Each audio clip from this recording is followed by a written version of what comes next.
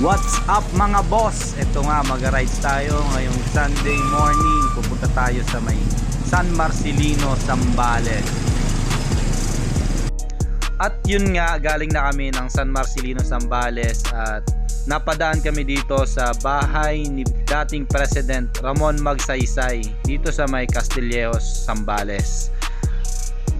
At first time lang namin makapasok dito at matagal na akong curious kung ano meron dito sa loob dahil lagi namin ito nadadaanan. At pagpasok mo nga dito sa may first floor ay makikita ang mga iba't ibang lumang gamit ng dating president.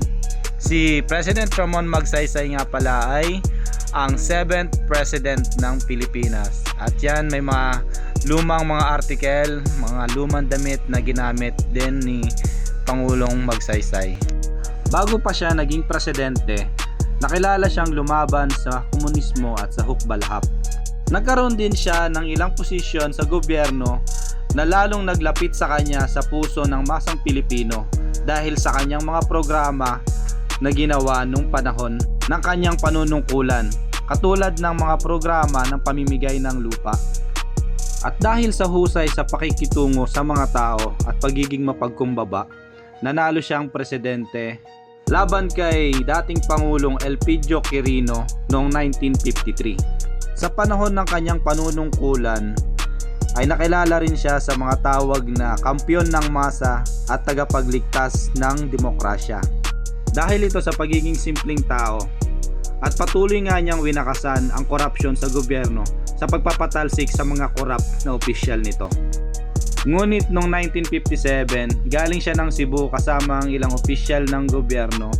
Sa di inaasahang pangyayari, ang sinasakyan nilang eroplano ay bumagsak. May kinamatay ng 25 na tao kasama na ang dating presidenteng Magsaysay at may isa lamang na nakasurvive. At ito nga po ang maikling background sa buhay ni dating presidente Ramon Magsaysay.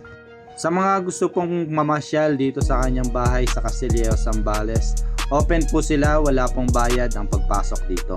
Bago pumasok ay kailangan lamang magpalista sa kanilang logbook at dapat ding basahin at alamin ang rules and regulation dito sa loob ng kanyang bahay para maiwasan natin makadamage o makasira ng mga gamit na makikita natin dito sa loob.